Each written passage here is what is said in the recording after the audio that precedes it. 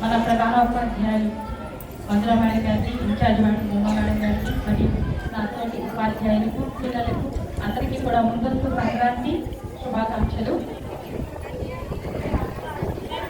మరి ఇక్కడ చక్కగా వచ్చేసారు పిల్లలంతా కూడా. పండగ వాతావరణం అంతా చక్కగా ఉంది. ఇన్ని ప్రోగ్రామ్స్ చూశాక మాటలు లేవు, మాట్లాడుకోవడాలు లేవు, మొత్తం మర్చిపోయారు. సరే, అయితే మరి ఈ సంక్రాంతి పండుగ మనం ఎందుకు జరుపుకుంటున్నాం ఏంటి అనేది ఒక చిన్నగా చెప్పేస్తాను.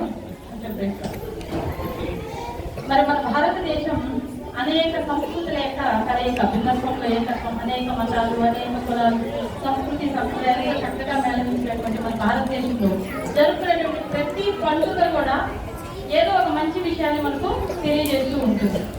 మరి ఈ సంక్రాంతి అనేది ఏంటంటే భూమి తిరుగుతూ అంటే సూర్యుని చుట్టూ తిరుగుతుంటుంది. నేను మనం చెప్పుకున్నాం కదా.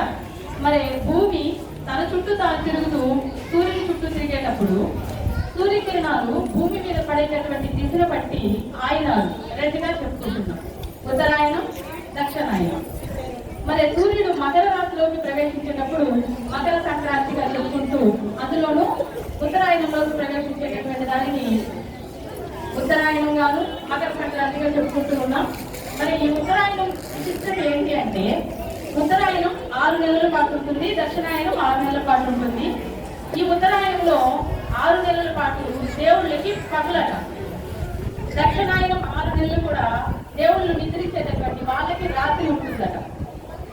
మరి దేవుళ్ళు మామూలుగా ఉత్తరాయణం ప్రారంభం అవగానే మకర సంక్రాంతి సూర్యుడు మకర సంక్రాంతిలో ప్రవేశించినప్పుడు వాళ్ళు నిద్ర మేల్కొంటారు అని ఉత్తరాయణంలో అనేక రకాలైనటువంటి పూజల ద్వారాను, ధ్యానాల ద్వారాను, మనం చేసేటటువంటి శ్రమ ద్వారాను అనేక మంచి విషయాలు నేర్చుకుంటూ చాలా శ్రద్ధాశక్తిలో భగవంతుడిని ప్రార్థించాలి అనేది విజ్ఞానానికి, ఆధ్యాత్మికతకు సంబంధించినటువంటి విషయం.